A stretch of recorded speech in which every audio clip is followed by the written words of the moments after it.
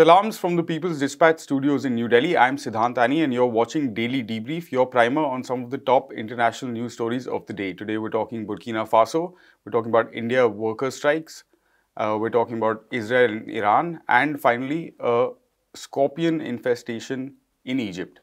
First up, Burkina Faso's government, which is facing mounting public anger over repeated killings by Islamist militants, has extended a suspension of mobile internet services without really addressing why the shutdown was ordered in the first place. Mobile internet was cut off in the country on Saturday last week. This happened after protests mounted both against the government and the French forces in the country against the killing of 49 security personnel and 4 civilians on November 14, by forces of course linked to Al-Qaeda and ISIS. My colleague Prashant spoke earlier to human rights advocate and political and social commentator Kambale Musavuli for more details on the situation and its context. Thank you, Kambale, for joining us. So could you first maybe take us through what has caused the current protests in Burkina Faso? There have been a lot of reports about it. As mentioned, there's also an internet shutdown in place by the government. So could you maybe quickly take us through the nature of the protests? When the protest emanates from the change in social order in Burkina Faso. For a few years, actually, there have been a lot of killings attributed to so-called Islamic terrorists in the northern part of Burkina Faso.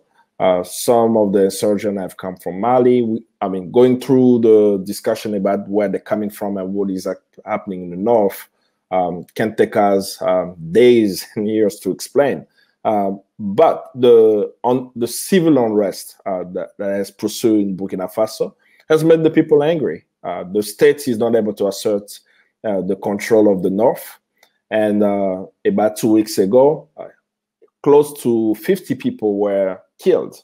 Some of them were also police officers for the state who were killed. But what the state is saying, they were killed by Islamic terrorists.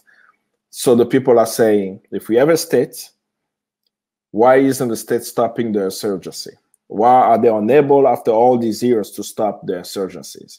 So the population, civil society organizations, social movements, and other forces joined together to organize protests, demanding that the government take seriously the escalation of violence that's been going on for years in Burkina Faso. On Saturday, a French convoy, a French military convoy, when I say Saturday, November 20th, a French military convoy was crossing Burkina Faso into a town, and the town had a protest ongoing.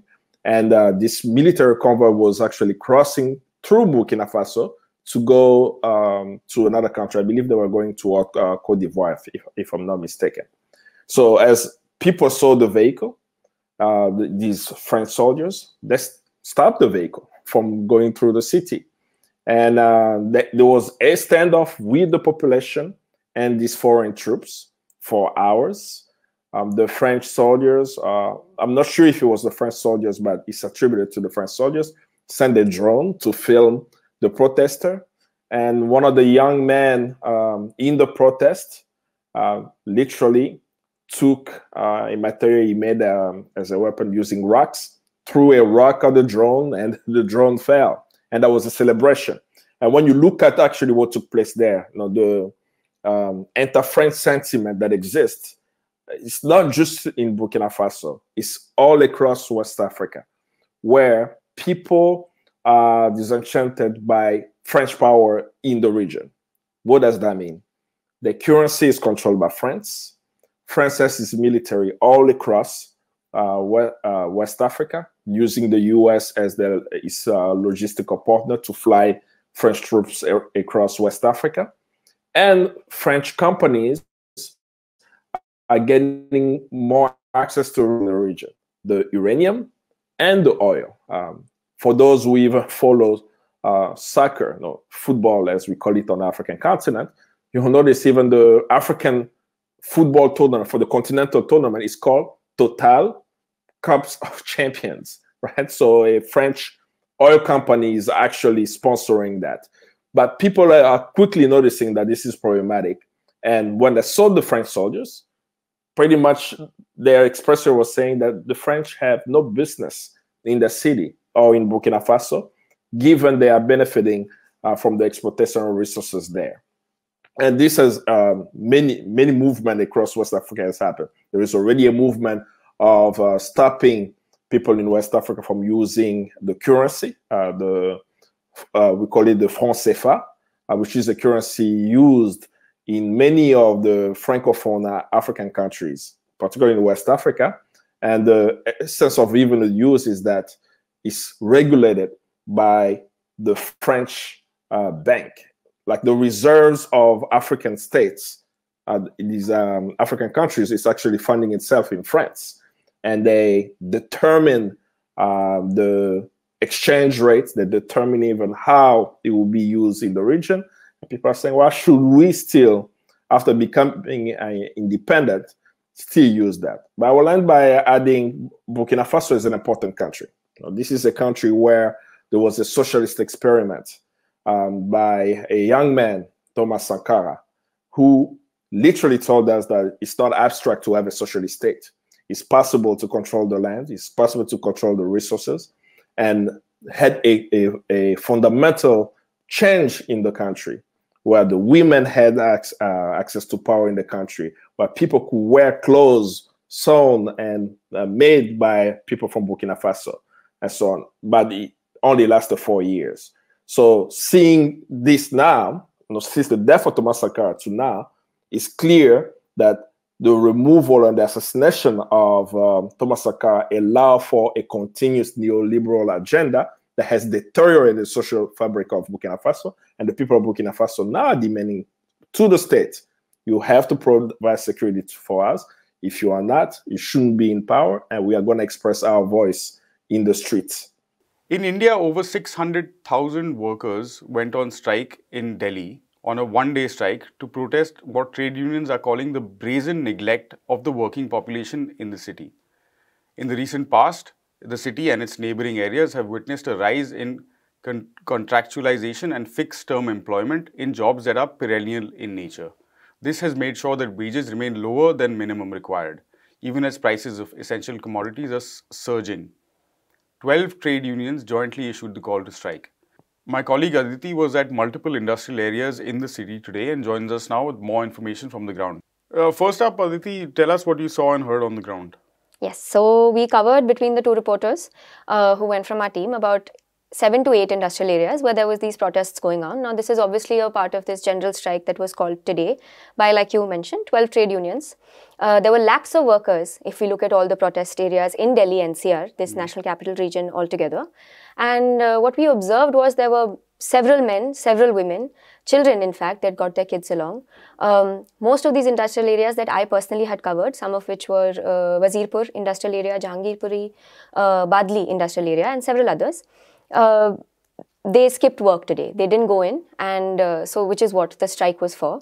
And now obviously it's in question whether now they're going to be asked to work further and for more hours, not paid for today. But that is something that when we spoke to the workers, they didn't seem to care about. Because of the farmers' victory that our audience may have already heard about, Narendra Modi has decided to repeal, our Prime Minister has decided to repeal the 3 laws. And that I think really sort of pushed the workers forward and gave them the sense of hope. So that is something that we did observe. It was very interesting. And what are the workers asking for really, or the trade unions asking for? So some of it you already mentioned, but maybe if we can get into a bit of detail of what they're asking for is, we can begin with, say, minimum wage. They don't get minimum wage. So what they're demanding is about 26,000 rupees, which is approximately $350, around that figure. And that is a monthly, minimum wage. Right. What they get now is for about 8 hours work daily, they get about 6 to 8,000 rupees, which is around $100, not even. So that is a big issue. They are also asked to work overtime. So that 8 hours can be, 10 can become 12, but there is barely any place gives them overtime. The second major issue which was raised today is the rising prices of essential commodities like edible oil, like cooking oil, petrol, vegetables, fruits, etc. The third was tax. So what the workers feel is that the rich aren't being taxed enough, whereas through indirect taxes, the common people, say whether it's taxes on edible oil, petrol, etc., are being taxed. Now, this is something that will obviously fall on the consumer, because when you say increase the prices of petrol, then even say to transport vegetables, fruits, the prices will increase because of the petrol, and that will obviously fall on the consumer. So that was a big issue that was troubling the workers today and has been for a while. A major issue today that was raised and has been raised in India for a long time is the issue of labour codes. So now there are 4 labour codes, which is basically a condensed, diluted version of the 44 labour laws that we used to have. Now, this has, some issues within it. Some of it, which is already something that you mentioned, is fixed term employment, which essentially means that now a labor or any worker can be hired for a fixed term, and it sort of goes into that by extension, contractual jobs, etc. Then also the working hours have now been fixed at 8 to either 12. Now earlier what used to happen, and this is interesting to know, that 8 hours, after 8 hours, if I say work for another 4, I would get, ideally should have gotten double the amount that I was getting for per hour. At the 8 hours, exactly. Now that doesn't happen, because now they've legalized 12 hours. So that's completely gone out the window. So all of the victories of that whole movement that involved bringing about an 8-hour work exactly have been all lost with the coming of the labour codes. One of the later issues is of privatization. So privatization again has become a huge issue, since after our finance minister Nirmala Sitharaman had come up and announced that now they're going to be implementing something called the NMP, which is the National Monetization Pipeline, if I'm not wrong. And they are basically planning essentially to sell public sector undertakings to private businessmen and corporates within or say outside of India. Now obviously this is again going to affect the working class and the working class population, because say what the government has started doing is your PSUs such as say BSNL, which is a telecommunication PSU, HAL, which is a defense PSU, now they've started to not invest in it anymore. They are so as to be able to say later that these are not profiting anymore, even though a lot of PSUs were profiting. So it's just one of those excuses by the government to basically hand out these public sector undertaking assets to private players. Airports, railways, they've all been privatized. Universities. I was a student not long, before this, and it was quite a struggle. So yeah, those are the major and finally, from what because you've also been covering the farmer protests, what is the sense of solidarity you're getting between workers in industrial sectors and in the agricultural sector? So that's an interesting question. I feel like the farmers and the workers' protests, always struggles, movements within India, and I'm guessing outside of, have always gone hand in hand. I do remember covering the Mahapadav is what it was called, back in November 2017. And there have been several such huge, large-scale workers and farmers movements across India since then. Interestingly, when the farmers' struggle that we now today are still seeing, that completes its first year, tomorrow in fact, started last year on November 26th, and November 25th was a huge worker general strike. So that is also something that, pushed it forward. And where the workers are essentially in a lot of ways fighting the labour codes, the farmers are fighting the farm laws. And today I think what we saw and a lot of people talked about is, like I had mentioned, the taking back, the repealing of the farm laws. That is something that has given a new sort of, hope to the workers' movement, and they are very hopeful of sort of really clinching their demands this time. Right, like you said, so 1 year of those historic actually farmers' agitations tomorrow, and I think we'll have a bit more from Aditi and other reporters on the ground on that front when we come back. But moving on now to Israel, where the Prime Minister Naftali Bennett has indicated that the country is set to escalate its conflict with Iran. This comes ahead of crucial talks in Vienna which seek to restore the Iran nuclear deal. The Israeli government has already allocated $1.5 billion to prepare for a strike on Iran's supposed nuclear sites. Prashant is back in his regular spot. Prashant, welcome back to the show. Thanks. For some perspective on this, tell us what's going on in the region. It's on the brink of war once again. Right. Or it definitely looks like it. So what has been happening over the past few days is that at November 29th is when the talks are going to take place. Right. This is the Vienna talks to try to restore the JCPOA or the Iran nuclear deal. The United States had walked out in 2018. Now they want to come back in. But they're not, the simple process would be for just them to come back in, but they're not doing that. Talks have been going on for a while. This is a very crucial round of talks. In the days leading up to it, a number of Israeli officials and authorities have been sort of indicating that they're not really happy with this. And we need to understand, we'll come back to this a bit later, we need to understand that Israel is not happy, has never been happy with the deal, is not happy with the progress in negotiations of this. They were the happiest when the deal was cancelled by Donald Trump in 2018. So what has been happening is a series of declarations culminating in Naftali Bennett's statement, like you said, where among other things he said that, see, just because the US agrees to the deal, Israel is not bound by it. And the Israelis have something very dangerous called the Begin Doctrine, which is named after a former prime minister of theirs, which basically says that according to them, it's not anybody else's doctrine, according to them, they can bomb anybody else's nuclear facility or what they think are nuclear facilities. So there have been at least 2 instances in the past, the most prominent one of Iraq and one in Syria also, I believe. But the important thing to note, of course, is that Israel is a nuclear power here. Okay? Israel is an unofficial nuclear power. It's an undeclared nuclear power, but it is widely believed it has nuclear weapons. On the other hand, it assumes to itself the mantle of making sure that nobody else in the region has it, and saying that for its own internal security sake, it will bomb any country, country which might is the important word here, which might have nuclear weapons. So that's the context in which these statements have been made. Recently, the United States diplomat in conversation with the Israeli National Security Advisor said that the US believes that an attack on Iran would not be ideal. On the other hand, the Israeli National Security Advisor's response was that Israel refused to accept that warning. He said that if necessary, Israel would attack Iran's nuclear sites. And it's important to note here that Iran has consistently insisted that it does not want to develop nuclear weapons. It has insisted time and again that its nuclear program is purely for civilian purposes. Nonetheless, Israel has been creating this bogey of a nuclear weapon armed Iran. There have been a lot of leaks in the media, and not only Israeli media, for instance, if you look at Western media, the American media, for instance, everyone is going around talking about as though Iran has suddenly developed a nuclear weapon, where it's nowhere close to it, right? And Iran does not want to develop a nuclear weapon because their primary concern is to have the sanctions removed. They are facing crippling sanctions right now. They want it removed. That is why they want the nuclear deal back. And the nuclear deal specifically prevents it from actually acquiring or developing any kind of nuclear weapon. Absolutely. So that is basically what is happening right now. So a lot of incendiary statements, a lot of statements that are escalating the tension. Israel giving the impression that it's about to, strike. It does seem that the major part of the strategy is basically to try to derail the talks as much as possible. Because, when temperatures are taken to such a pitch, even though the US might technically be interested in getting back into the nuclear deal, the kind of tension in the region might prevent it from negotiating or making any concessions. And that really seems to be Israel's strategy, very consistently being played out over the past many months. And now as the talks approach, it's being more consistently played out due to this reason.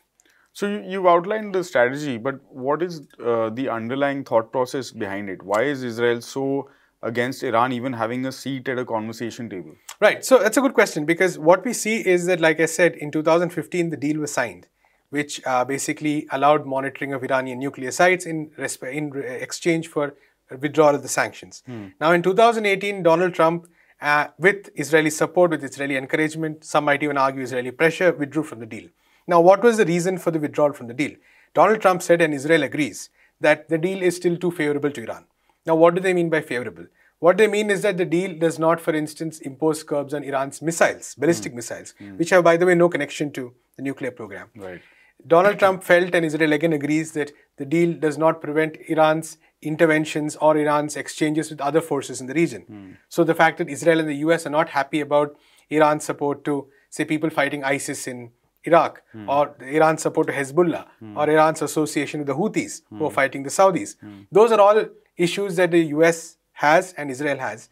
And Donald Trump and Israel wanted a nuclear deal which covered all these elements which had nothing to do with the nuclear program. Right. So that is, from the very beginning, been the game plan of the Republican administration and the game plan of Israel. It is to a large extent also the game plan of the Joe Biden administration. So the Joe Biden administration has said that they technically want to come back into the deal. If they wanted to come back into the deal, the simplest method for them would have been to withdraw the sanctions, re-enter the deal, and things would have been normal. Iran, after the US withdrew, started enriching uranium because it was allowed to as part of the deal. The US had withdrawn, so Iran could do so. But it started doing so. And Iran said that the moment the US withdrew the sanctions and returned to the deal, they would stop this as well. Right. So all the Joe Biden administration had to do, since they committed to withdrawing from the deal, to going back to the deal, was to remove the sanctions and re-enter. However, they have not done so, primarily because of the fact that they are also trying to wrangle some of these concessions or so-called concessions from Iran. And this for Iran would be a very difficult thing to accept because they already accepted massive restrictions on the nuclear program in exchange for the sanctions withdrawal. Now saying that, for instance, you shall not support XYZ player or you shall not have good relations with XYZ player in your own region is asking much beyond what Iran is capable of or any country would accept. Yeah, it's crossing a line of sovereignty. Exactly. Like for instance, no one would tell the United States that you can in North America you cannot have good relations with Canada if you don't want sanctions. Yeah. It's pretty much like that. So that's really the question as to why this condition even exists. But this is what Israel has been pushing for because Israel and the US basically want to curb any kind of influence Iran has, or for that matter, Iran's friends and allies have in the region. Like we've discussed many times on the show before, Israel and the US and their allies like Saudi Arabia have problems with Hezbollah, they have problems with Iran, they have problems with the Houthis, they have problems with the Palestinians, they have problems with various forces across the region in multiple ways. Right. So, and they want to, and they see Iran as the sort of hub of all these problems. And so they basically want to wreck, say, Iran's capacity in any sense to support or even ally with these institutions. Right. So that's really the Israeli game. And like I said, all these statements, all these dangerous warmongering statements by Israel look like an attempt to restrict the negotiations as much as possible, take it to a place where a consistent agreement cannot happen. And then what is likely to happen is the US and even its Western allies will all say, okay, Iran is the evil party here which is not signing to an agreement. Let's reimpose sanctions. Right. So very unfortunate strategy considering how dangerous the region looks. Right. And it seems that also problems actually are just covering up for what is economic opportunity in many senses. Absolutely. Right? And finally, more than 500 people were hospitalized by scorpion stings in southern Egypt after storms forced the indigenous fat-tailed scorpion, among the most venomous on the planet, out of their burrows and into people's homes and streets. Over the weekend, the province of Aswan was hit by rare downpours, hail and thunder. Prashant, we talk about this a lot, but another sign of the apocalypse? Good question. I mean, some incidents like this in Egypt always people talking about the plagues once again. Yeah.